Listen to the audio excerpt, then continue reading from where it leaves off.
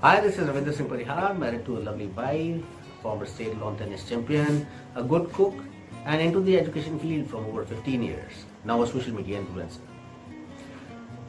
Today my topic is very sensitive, is because it's about our children.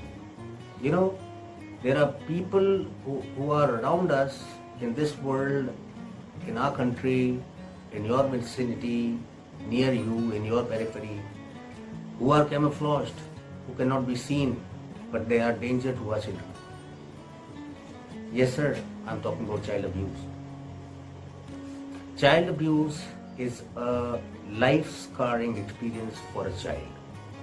Not to mention the emotional trauma for the family, feelings of shame, guilt or even confusion prevent young children from informing their parent of the event. What is child abuse? The physical, psychological or sexual maltreatment or neglect of a child is child abuse. This can happen at the hands of a parent or a close relative or a caregiver and has a significant detrimental effect on the child's psyche.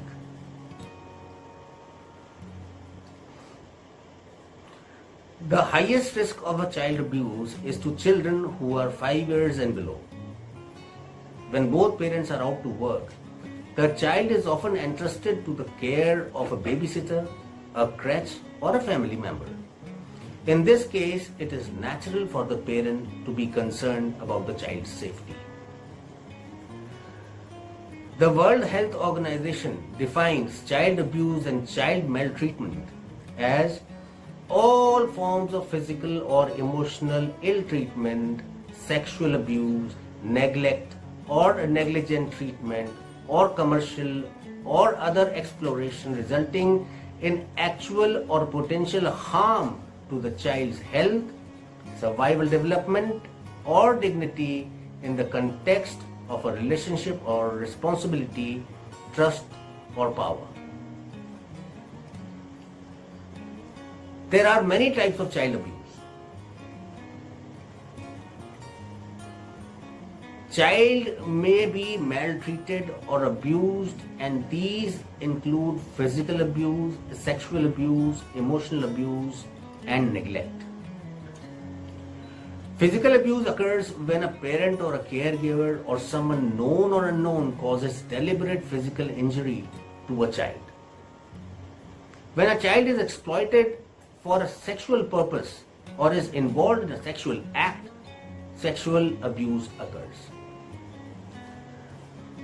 If a child's social and mental development is compromised by a parent, relative, or a caregiver, it is emotional abuse.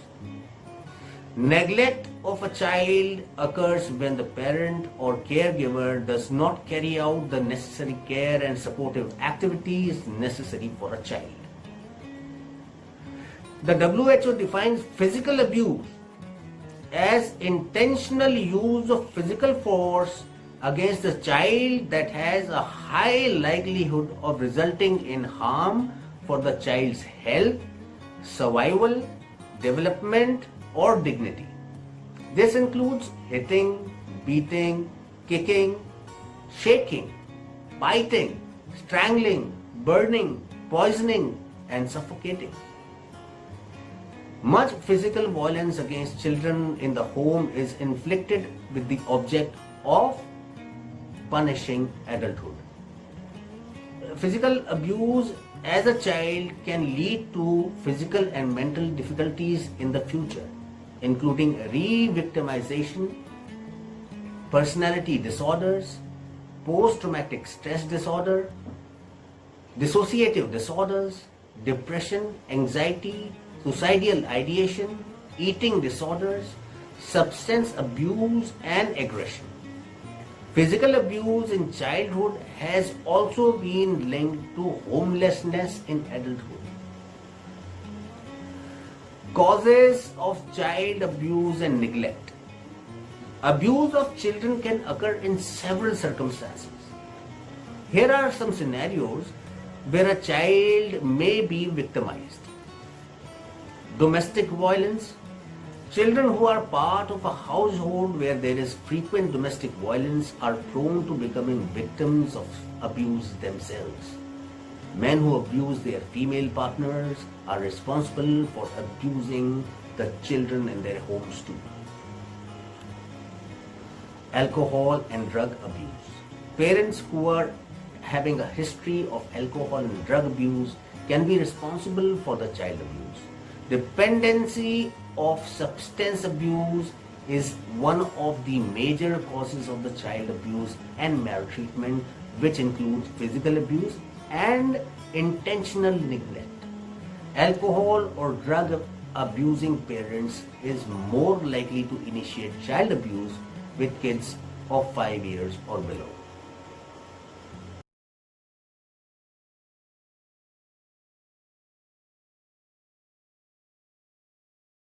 Untreated mental illness. A parent's untreated mental illness is a common cause of child abuse. Many depressions or any other illness of the mind can become a prime cause for the parents to be unavailable for the child. A mother may remain withdrawn from her kid or in extreme cases suspect that the child is plotting against her. A parent's suffering is often the cause of subjecting a child to abuse.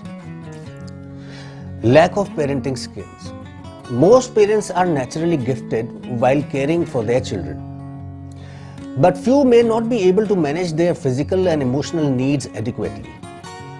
Many parents would often equate disciplining children with abusing them and will need counseling to understand the role of a parent in a better manner.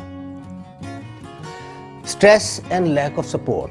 Many children face psychological mistreatment when their caregivers or parents are under stress.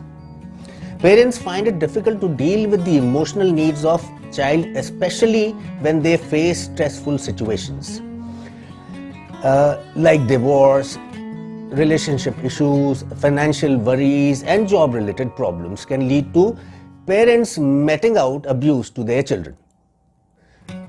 Physically abused children are at a risk for later interpersonal problems involving aggressive behavior, and adolescents are at a much greater risk for substance abuse. In addition, symptoms of depression, emotional distress, and suicidal ideations are the common features of people who have been physically abused. As many as 1/3 of the children who experience physical abuse are also at risk of becoming abusive as adults. How can you tell whether your child has been victim of abuse? There is always a nagging fear and doubt about the child's safety in the minds of parents who are unable to be around her. It is always easy to ignore or overlook signs of abuse, especially when you do not know what to look for. Check with your child if anything unusual has happened to him or her during the day, while at school or in daycare. Ask if she feels uncomfortable or frightened about a particular situation or person.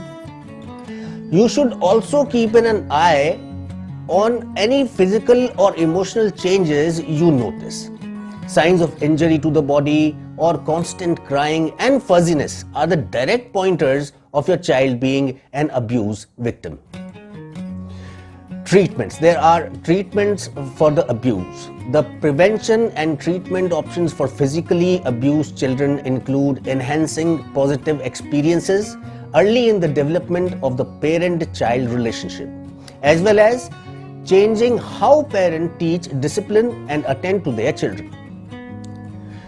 Evidence-based interventions include cognitive behavioral therapy, as well as video feedback interventions and child-parent psychodynamic psychotherapy, all of which specifically target anger management, anger patterns, and distorted beliefs, and offer training and or reflection, support, and modeling that focuses on parenting skills and expectation, as well as increase empathy for the child by supporting the parent taking the child's perspective.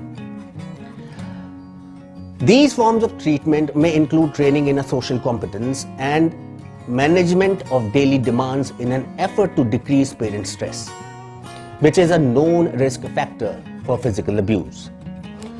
Although these treatments and prevention strategies are to help children and parents of children who have been abused, some of these methods can also be applied to the adults who have been physically abused.